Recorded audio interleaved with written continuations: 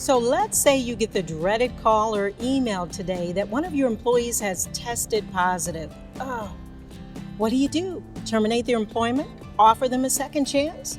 This can be a tough decision, especially if it comes as a surprise or involves an employee your company really depends on, or if it's not something you've clearly defined in your alcohol and drug policy. If there is ever a time you want to get a decision out of your gut and into your head, it's now.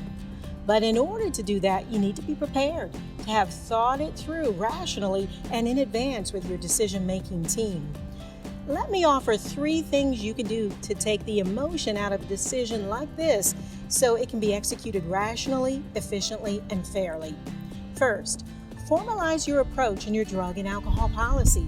And if you're going to offer assistance in lieu of termination, make sure your policy and procedures include detailed information like criteria and guidelines that need to be met for an employee to qualify for this opportunity, expectations for both the employee and the organization while the employee is seeking assistance and possibly receiving treatment, and consequences if expectations are not met.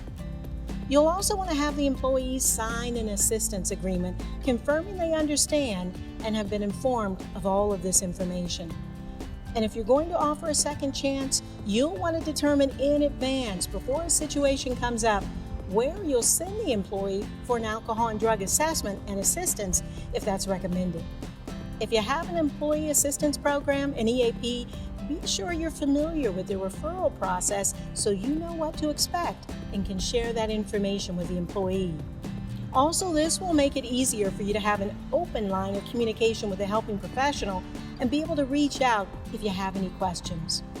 If you don't have an EAP, create a list of qualified professionals or community resources that employees can turn to for assessment.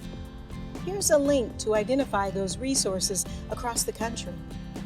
And by the way, if you're going to terminate the employee, let them know about these community resources. You never know, losing their job might be the thing that motivates them to get help.